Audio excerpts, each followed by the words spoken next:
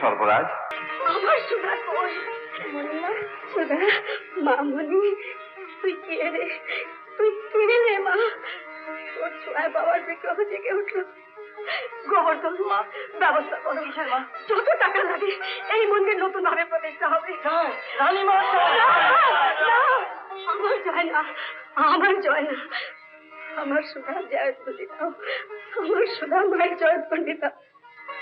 সুধা, তুই বড় ভাগ্যবতী মা, তুই বড় ভাগ্যবতী, বড় ভাগ্যবতী।